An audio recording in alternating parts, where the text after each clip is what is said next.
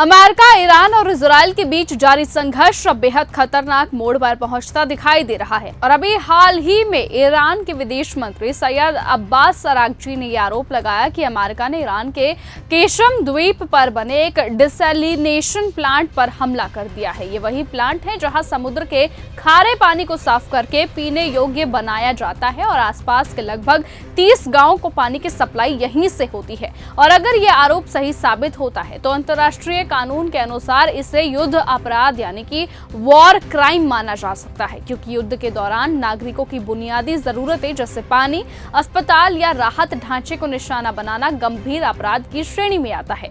ऐसे में ईरान ने साफ शब्दों में कह दिया है कि अगर अमेरिका इस तरह के हमले करता रहा तो उसके गंभीर परिणाम उसे भुगतने होंगे और जवाब भी उसी स्तर पर दिया जाएगा। इसी बीच खाड़ी क्षेत्र से एक ऐसी तस्वीर सामने आई जिसने पूरी दुनिया का ध्यान अपनी ओर खींच लिया। दुबई की मशहूर गगनचुंबी इमारत 23 मरीना टावर के पास धमाके और धुएं की तस्वीरें वायरल हुई।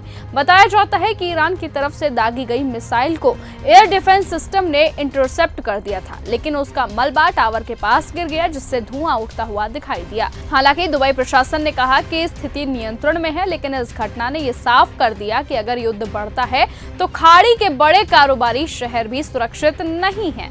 ऐसे में दुबई को लंबे समय से मिडिल ईस्ट का सबसे सुरक्षित व्यापारिक केंद्र माना जाता है, लेकिन अब वहां भी सुरक्षा को लेकर चिंता बढ़ गई है। ईरान का साफ कहना है कि वो अपने पड़ोसी देशों को सीधी चेतावनी देता है।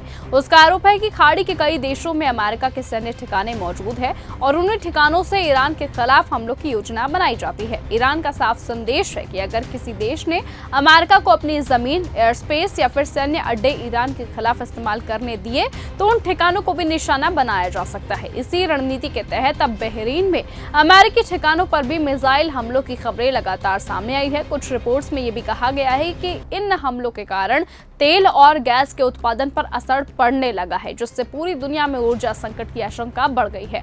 तो दूसरी ही तरफ इजराइल को लेकर भी बड़ा विवाद खड़ा हो गया। कई रिपोर्ट्स और कुछ पत्रकारों ने ये दावे किए हैं कि तेल अवीव और अन्य शहरों में ईरानी मिसाइल हमलों से काफी नुकसान हुआ है, लेकिन इजराइल में कड़ी मीडिया सेंसरशिप होने के कारण असली तस्वीरें बाहर नहीं आई हैं। आरोप है कि उन इलाकों में प्रशासन पत्रकारों को उन इलाकों में शूटिंग या फिर रिपोर्टिंग करने की अनुमति नहीं दे रहा जहां नुकसान हुआ है।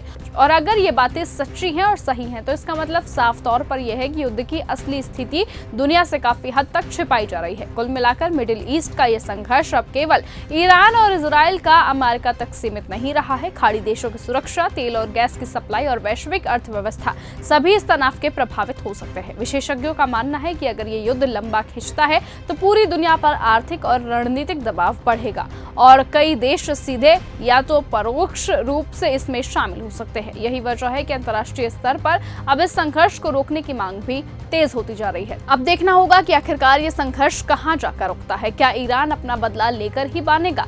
जो भी होगा देखना दिलचस्प होगा। तब तक के लिए बने रहिए और ऐसे ही देखते रहिए न्यूज गंगा। नमस्कार। अगर आपको ये हमारा वीडियो पसंद आया हो तो इसे लाइक और शेयर करना बिल्कुल न भूलें। साथ ही हमारे चैनल न्यूज गंगा को सब्सक्राइब और फॉलो जरूर करें ताकि देश और दुनिया की हर बड़ी खबर आप तक सबसे पहले पहुंचे।